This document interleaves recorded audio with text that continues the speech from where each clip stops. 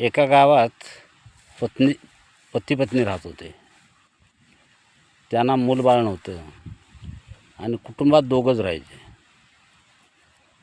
नवरा त्या बाईला दररोज म्हणायचा की तुझे 52 नखरे आहेत, मला तू 52 नखरे बघायचे आहेत, कसले आहेत ते. एक दिवशी तिनं सांगितलं की शेतात चला पुढं, मी तुम्हाला भाकरी बनवून घेऊन येते, बैल न्या तोपर्यंत आवत धरा. नवरा पुढं गेला, त्यानं आवत धरलं, नांगर झुपली, बायको मागणं गेली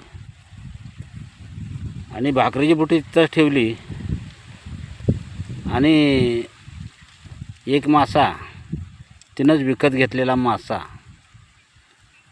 तिनं त्या नांगरीच्या तासात टाकला आणि नवऱ्याला ओरडून म्हणले, अहो इकडे इकडे या, मासे सापडायला लागलेत. आता माळावर कुठं मासे सापडतील का? पण तो येडपटच होता जरा. आला, बघतोय तर काय मासं. म्हटला बरं झालं, आता जा घरी मासं घेऊन आणि मला जेवण बनवून घेऊन ये, माशाची आमटी बनवून घेऊन ये. बायको घरला गेली, जेवण बनवलं आणि ह्यानं वाट बघून बघून बायको काय आलेली नाही, घरी आला. घरी आल्यानंतर ते म्हटला माशाचं जेवायला बसला. बायकोनं आपलं डाळ भात वाढली त्याला. ते म्हटलं माशाचं कालवण कुठं आहे? ती म्हटली कुठला मासा? आपल्याला आत्ता रानात नाही का गावला, त्या शेतात सापडला नांगरताना. म्हटली तुमचं काय डोकं फिरलं आहे का? कसा सापडेल? मग त्यानं बायकोला मारली. मारल्यानंतर लोक जमा झाली. लोक जमा झाल्यानंतर लोकांना त्यानं सांगितलं की बघा, हिनं मासं शेतात गावलेलं केलेत आहे आणि मला आमटी देत नाही, स्वतःसाठी ठेवलेत आहे. तर लोकांनी विचारलं त्याला की कुठं सापडला मासा तिला? शेतात आम्ही नांगरत होतो, मी नांगर धरली होती आणि तासात मासा सापडला होता.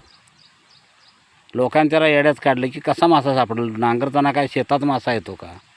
कोरड्या शेतात जिथं पाणी असेल तिथं असेल मासा, पण कोरड्या वावरात मासा कसा असणार? म्हणून लोकांनी त्याला खूप मारला, खूप म्हणजे खूप मारला. त्यानंतर लोक निघून गेले. बायकोनं त्याला तेल बिल लावलं, जरा आंघोळ घातली, तेल लावलं आणि एकटा मासा खात बसली. परत हा ओरडत ओरडत बाहेर गेला, बघा मासा खाती, बघा मासा खाती, मला शेतात सापडलेला मासा खाते. कोण यायला मागेना. परत आला